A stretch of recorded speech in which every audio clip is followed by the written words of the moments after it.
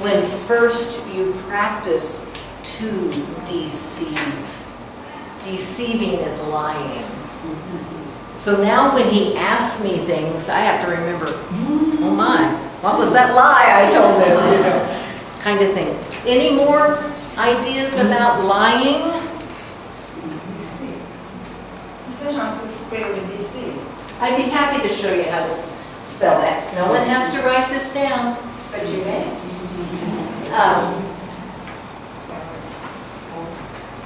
This has nothing to do with the book, it's just a discussion. So here's a lie, is not the truth, speaking not the truth. Deceiving is the same thing, is trying to, but it could be another way. That's just tricking. It doesn't, a lie is spoken. Deceiving is just tricking someone in a bad way. Not a fun way. Don't write this next thing down. Don't write it down. Oh, what a tangled web we weave when first we practice to deceive. A poem that people in the United States say so that to tell people don't lie. Oh, what a tangled web, a web of lies we start weaving when first we practice to deceive. You don't have to write that down. And you're so right. I do now have to remember what I told him. He wants money, he wants my cell phone, he wants to use it. I've made up lies instead of just saying, I should have maybe just said no. And I'm afraid of it too. I believe as I was reading about Buddhism this weekend that lying is never accepted. Is that right? In Buddhism, the lying is not acceptable by any reason. Thank you. Okay. Five precepts. Yes, I was reading about those, trying to get a better understanding of that. So, and that goes with what Ione saying. And that would even go with a white lie, right? So, what would you do though? What if I said, do you like my shirt? Maybe my shirt. What if you didn't like it? What would you say? I mean, what do you think? Exactly, I have no idea. See, I would probably say, it looks good on you. Yes, it looks good on you. Maybe you don't like this shirt. Yeah. Okay. Okay, back to the story. Excuse me, where were we? Yes? Before the next paragraph is The second paragraph? No, the first paragraph, the Mhm. second line, every escape is cut off. What is the meaning of escape is cut off? Who would like to answer that? That's a great question. Thank you for asking it. Every escape is cut off. Chantha, do you know what that means? Every escape is cut off. No way to escape. And what does escape mean? Go away. Thank you, or get out of there. Go away. So, because he doesn't have a boat, they can't cut out. They can't go away. The boat is their escape, which you mentioned, Toy, earlier. They can't hide in their home. They can't escape, get away from the greed and the people in their home. There is no way to escape. Although they're escaping it with the brother. So there is one way, but pretty much they were saying there is no way. Okay, I'm going to start reading where they said silently. They sat silently Okay, I'm sorry, everybody see where I am? Right here, they sat. Quietly, but really silently. Silently. No, hiding, yeah. Because they can't, yeah, they've got to be kind of quiet because they're really hiding. They sat silently all day in the darkness of the house. They could hear the neighbors speaking of them. The neighbors looked in the burned house for their bodies. And then they found the broken boat. Juan Tomas went out to talk to them. To one he said, I think Kino and Juana have gone south along the coast. They are trying to escape the evil that was on them. I'm sorry, I read this before, didn't I?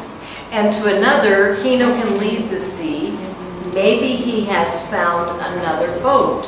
And he said, Apollonia is sick with sadness. That's what Mally read.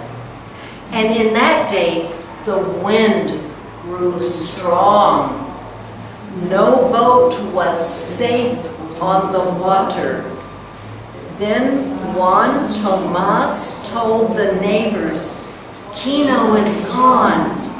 If he went to sea, he is dead by now.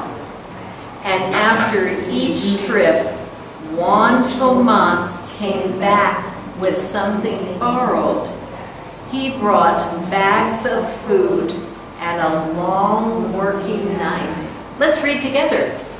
The wind screamed over the sea and turned the water white. The wind drove away the clouds and cleaned the skies. When evening was near, Juan Tomas talked with his brother. Where will you go? To the north, said Kino. I have heard that there are cities to the north. Do not travel by the coast, Juan Tomas said. They are preparing to search there. The men of the town will look for you. Do you still have the robe? I have it, said Kino, and I will keep it. Now it is my bad luck and my life, and I will keep it. His eyes were hard and mean. The wind is good, said Juan Tomas. There will be no tracks. They left quietly in the dark before the moon was out.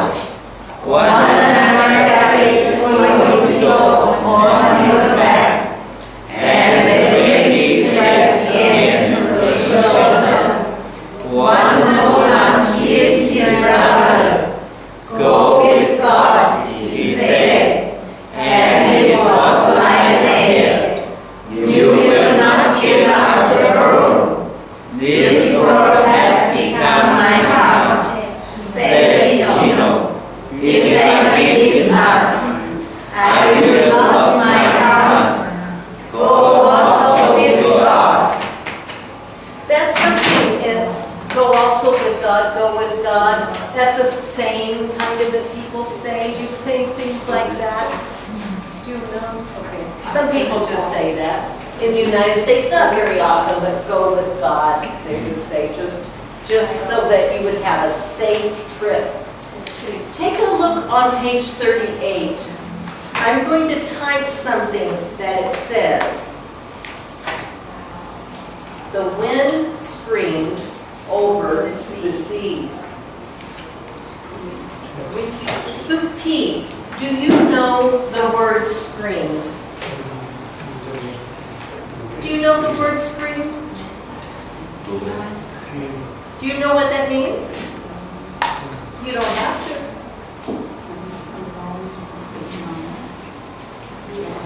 Do you know what screamed means?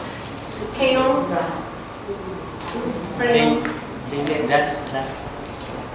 Pardon me?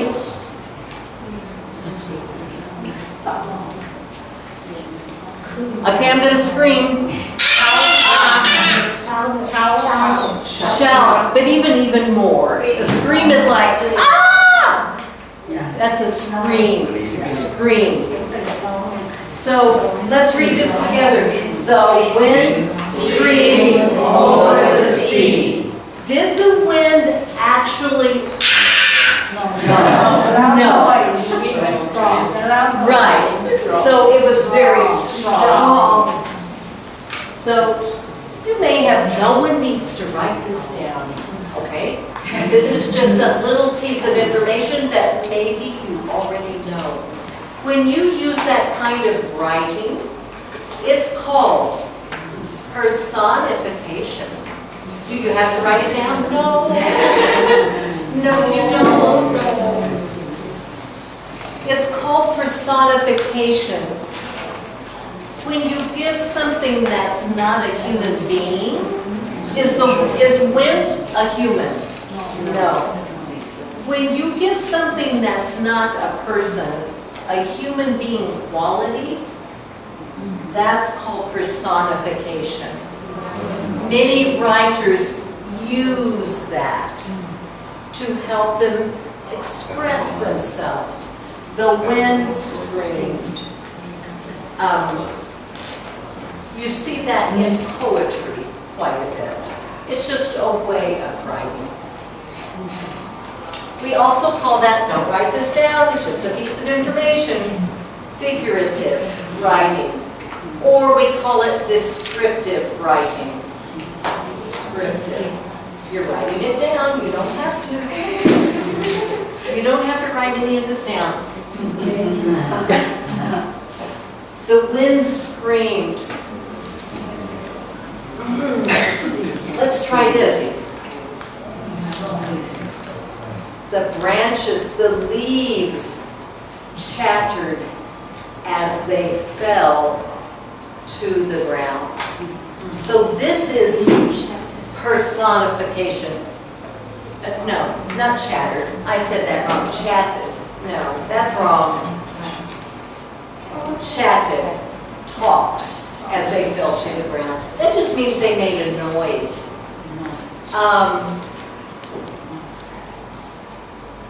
Yeah, that's supposed to be T.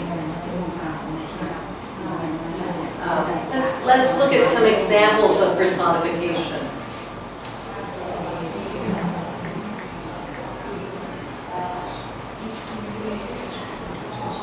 So it gives human traits and qualities. Oh, this is better. The leaves waved in the wind. Can leaves actually wave? No, but they would go like that. The sun smiled at us. Can that happen? No. It just means the sun shone. Personification. That's what that is. Hey, I have a question. Yes, ma'am. Who said teacher? Page 39. Okay, page 39.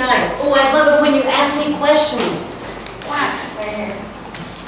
The second line. The second line. Line. His eyes were hard and meaning. What does it mean? Oh, great question.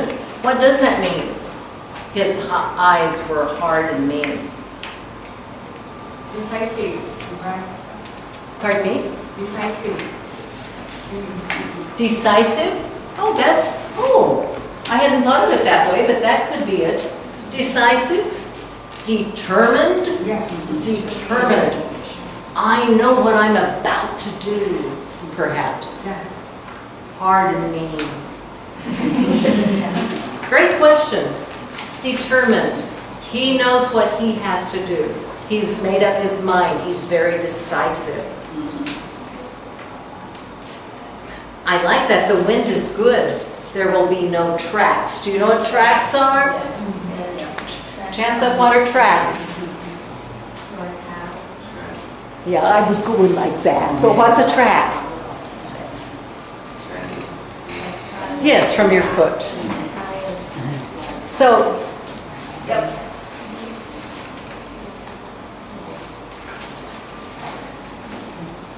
Here's my question for you. I like most of this book. I don't know that I like the whole shebang, just saying.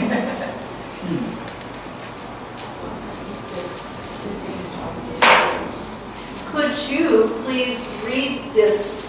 Robert, you and I are going to read this together, okay? What What is the is the something setting of this book? Thank you. What is the setting of this book?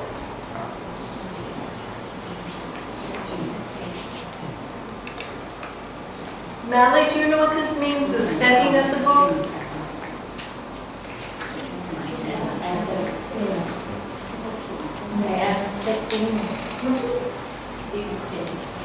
My book on the table. Oh, good. You are setting it on the table. Yes. I'm so glad you brought that up. This is a different meaning. Oh, great. So you can say, I'm going to set my book on the table. That's different. Hooray. This is a whole different thing. I'm so glad you said that. Also, if I'm at home and I'm having guests, I will set the table. I will put down the plate and the forks and the knife and the spoon. This is different. Different. What is the setting of the book? Have you heard that before, Troy? Setting.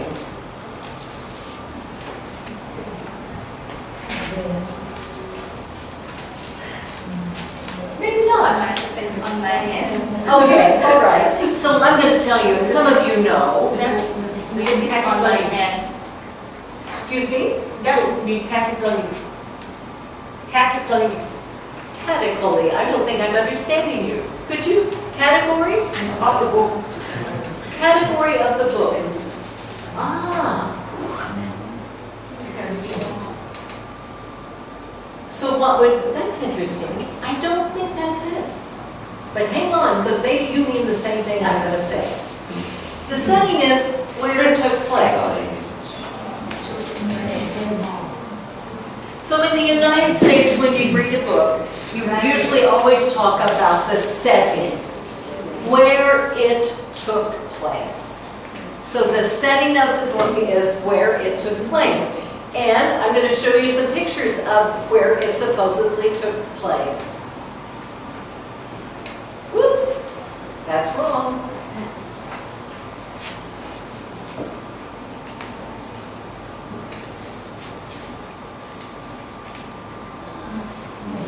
So this took place in Mexico.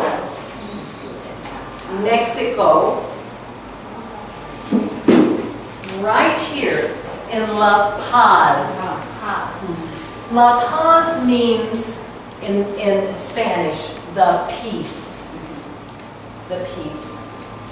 So this is the setting of our book. In this area.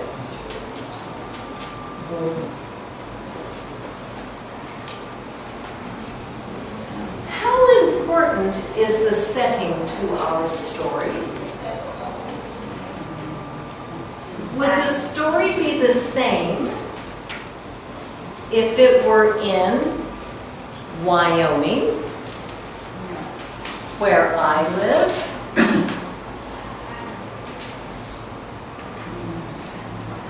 The setting, where it took place. Sometimes setting is very important. How would the story be different if, let's look at other pictures of the setting. Oh, look. The sea, yes. Where it's warm. So here's kind of the setting. Could our friend Kino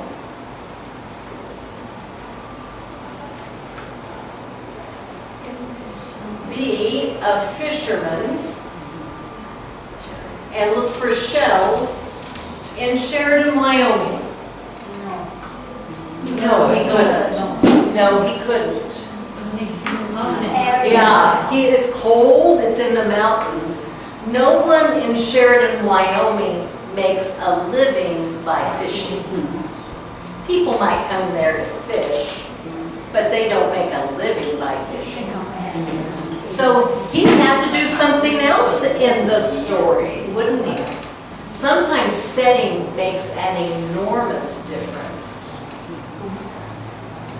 He could escape up in the mountains. He could escape and go up in the mountains, but he'd freeze too. So the setting of the story is where the story took place. Where the story took place. It means that the setting shows the geography and culture. It's like the way of life of the people in the yes, that land. If, let's say the setting of the story was in Bangkok, the story would change a little. Do people make a living fishing in Bangkok? So maybe he would be a street. He would sell things off the street. Maybe that would be his job. So setting makes a big, not always, often, makes a big difference in a story. Setting is where it took place. Just like the book sets on the table, the story sets in La Paz. Yes. So the story setting is right here. Do you have any jokes? Do you have a joke? Can we end this with a joke? Not a lie. Don't tell any lies. Don't say kind. What's the Thai word for joke? Hello? Hello?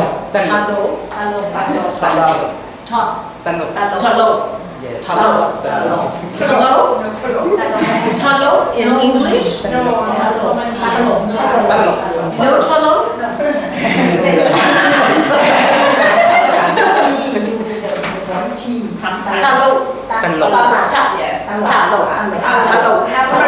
Talo. Another word?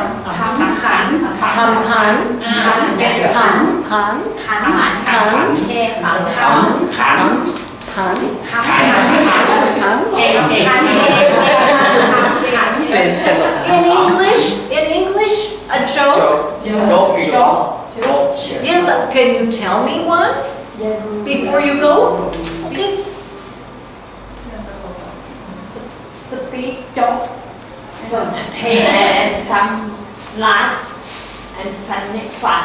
It's funny, yes. I want you to tell me one. A couple make a tune. A couple make a what? Make a tune. A cue? Yeah. What's a cue?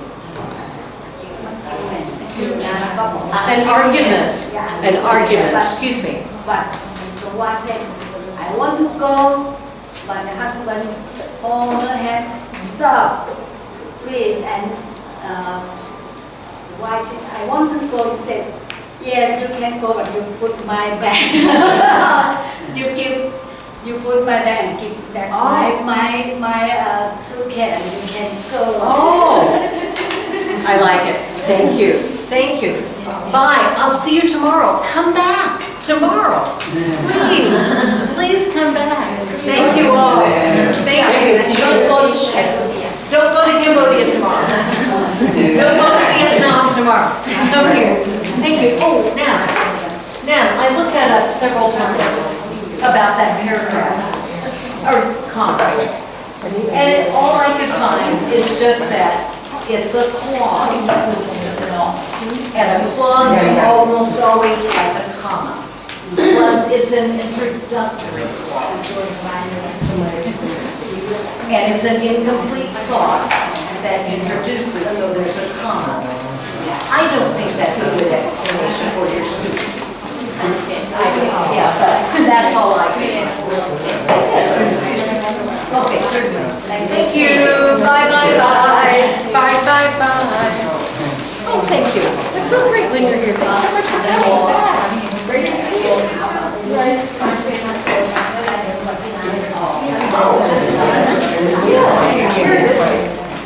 We now have bullets that I'm going to write it in. I'll give you it's next time.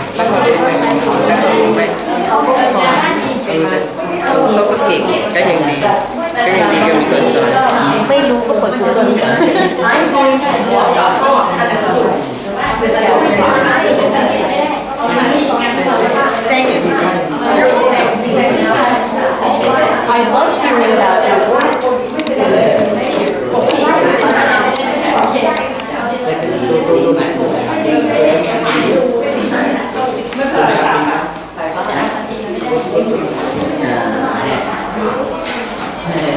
Thank you, dear. You're welcome. Thank you, too. How do you spell Helping good. Yeah.